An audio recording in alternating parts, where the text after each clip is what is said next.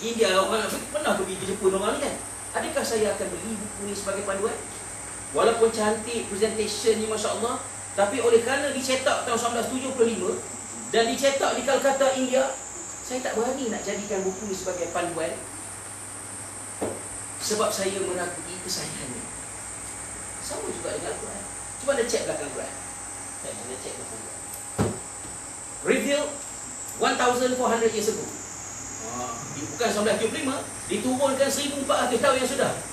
Al-Quran cerita orang tahun 2008 ni. Itu poin pertama dah. Kedua, reveal in Saudi Arabia. Masya Allah, reti ke Al-Quran ni tentang cerita orang Jepun ni? Apa asas keyakinan anda terhadap Al-Quran? Anda kena cek balik. Okay. Caranya macam-macam terpulang. Cara saya belajar syariah mungkin dengan panduan-panduan yang sesuai dengan tools yang saya ada. Contohnya dari segi bahasa, saya cek bahasa Al-Quran dengan bahasa Arab saya. Cuba anda cek bahasa Arab dah, bekas-bekas pelajar sekolah agama. Anda dapat A masa buat karangan PMR dulu. Macam mana karangan dah? Hazihi madrasati jamilatun kabiratun wasi'atun mulawanatun mutawaqatun masyuratun. Tak bagi cukup 100 kataan. Ini sekolah saya. Sekolah saya besar, luas, bertingkat, bersegi, cantik, masyhur dan sebagainya. Dapat A. Kan? Yang kalau dibagi pada orang Arab, oh, gila. Dalam tempoh 5 tahun, anda dapat mengesan perubahan bahasa. Kan? Mula-mula sampai Jepun dulu. Cuba anda kenalkan balik bahasa Jepun anda dengan selepas tahun berada di sini. Pastinya sangat berbeza. Bahasa Inggeris anda 5 tahun yang lalu dengan sekarang, pasti sangat berbeza. Bahasa Malaysia anda 10 tahun yang dahulu dengan 10 tahun sekarang, oh, mungkin 10 tahun dulu lebih baik saya rasa. Masa tu tak ada lagi saya bahasa-bahasa medik saya memang hantam betul orang menulis email kepada saya, dah lah tak ada perenggan kan, panjang-panjang cerita masalah pribadi, semua guna singkatan. Saya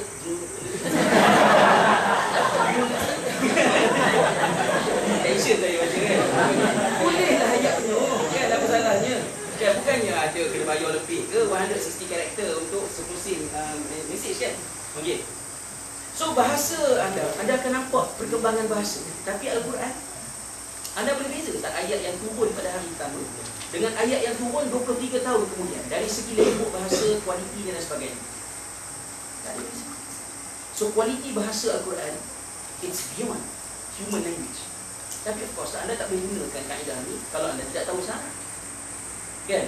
Program hari Ahad yang lepas, seorang pelajar, bukan pelajar, seorang Australian dan Muslim yang attend dalam program tu. Dia kata, macam mana dia baca Quran? Dia kata, bagaimana dalam surah Al-A'raf disebutkan bahawa Tuhan menciptakan, Allah menciptakan bumi ini dalam tempoh 6 hari. Sedangkan scientific evidence menunjukkan bahawa dia tidak berlaku 6 hari. At least batu pun manggil masa yang begitu lama untuk dia terbentuk. So macam mana? Jadi saya katakan bahawa perkataan 6 days that you mentioned just now, the term days is a terjemahan yang terus daripada perkataannya di dalam bahasa Arab, iaitu perkataan ayyam diterjemahkan kepada days. Kan? Sedangkan di dalam bahasa Arab, ayyam tidak semestinya bermaksud days.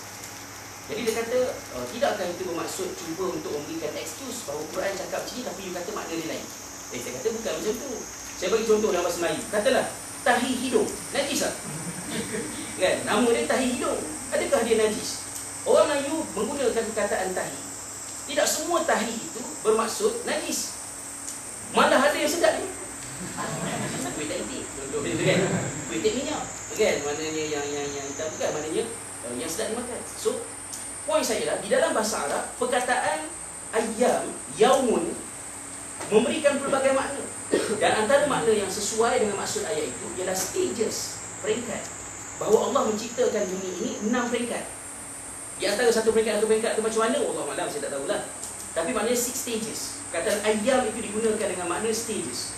Dia juga memberikan makna annals, iaitu moments, tahun. Ayyam yang memberikan makna tahun. Jadi poinnya adalah bahasa Arab diperlukan untuk mendalami makna Quran. Anda baca sunnah, Anda baca dalam buku terjemahan sifat solat Nabi, Nabi meletakkan tangan pada sadr. Sadrun diterjemahkan dalam bahasa Inggeris sebagai chest, dalam bahasa Melayu sebagai dada. So anda letakkan tangan di atas dada. Sedangkan perkataan sadrun bukan bermakna dada. Sadrun itu bermakna ke tempat di antara kita punya nipples dengan perut kita. Okey, so ia bukan di atas dada tapi somewhere dekat sini. Kan? Jadi maknanya untuk mendapatkan makna yang lebih tepat terhadap apa sebenarnya disebut dalam Al-Quran dan Sunnah, nak tak nak bahasa Arab diperlukan. So anda boleh mencari kebenaran Al-Quran kalau anda ada mekanisme bahasa Arab. Tapi itu terpulanglah. Ya, maknanya saya galakkan sangatlah untuk belajar bahasa Arab sebagai bahasa yang sangat penting untuk kita memahami. Tetapi contoh yang lain, insya-Allah. Okey, ya okey boleh. Apa tenang, buatkan semangat. Ya, semangat samurai kan. Apa ni? Mungkin cara tu tak sesuai untuk anda. Cara yang kedua ialah misalnya anda lihat peristiwa ketika mana Sayyidatina Aisyah difitnah oleh golongan munafik dalam Qissatul Ifk. Apabila Sayyidatina Aisyah difitnah, yang mana pada masa tersebut Allah SWT nak tarbiyah Rasulullah SAW. Pada masa itu cerita tentang Aisyah telah tersebar sehingga Nabi tak boleh nak jawab dan Aisyah dihantar balik ke rumah ayahnya. Dan Allah SWT tangguhkan wahyu sehingga lebih 1 bulan wahyu tidak turun. Dan Nabi sampai terdongak-dongak ke langit. Nabi keluar tengok ke langit, menunggu wahyu. Kenapa? Menunggu Allah Ta'ala turunkan ayat untuk selesaikan masalah itu. Sebab Nabi dah tak boleh buat apa.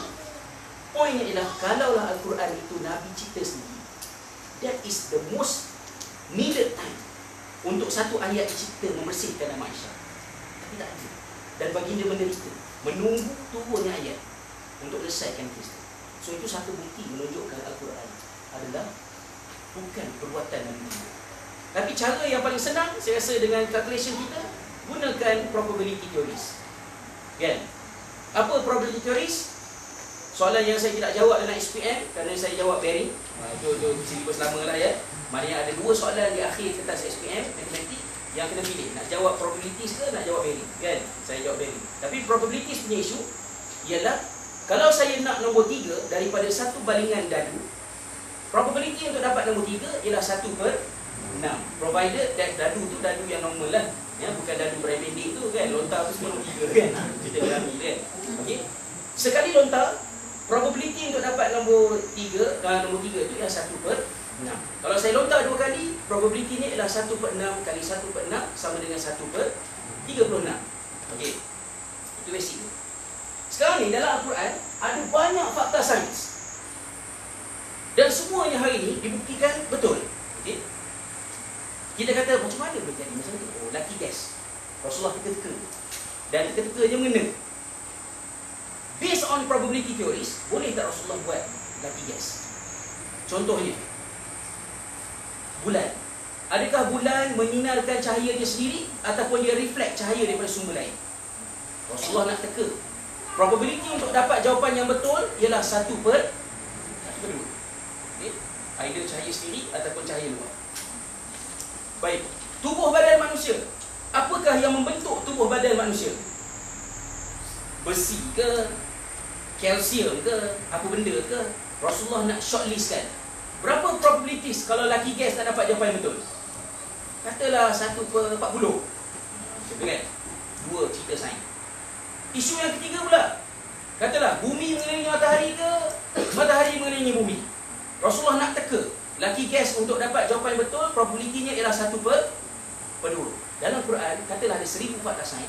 Maknanya probabilities untuk Rasulullah mendapat jawapan yang betul dengan meneka ialah 1/2 kali 1/40 kali 1/2 kali 1/36 kali 1/1450 kali 1/38 kali 1/1450 kali 1/2. Jawapannya sama dengan 0.0000000 kikau kaidu patah balik sini 6/4/8/71. Maknanya mustahil. And yet semua fakta Quran betul. Maknanya yang bercakap dalam Quran itu mesti satu pihak yang sangat tahu tentang alam. Siapa dia?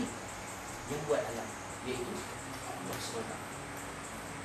Mungkin itu satu kaedah yang boleh anda gunakan untuk anda fikir. Adakah anda yakin atau tidak dengan Quran? Sebab Quran kata alif lam mim zalikal kitabul la raiba fihi hudan lil muttaqin. Ya, alif lam mim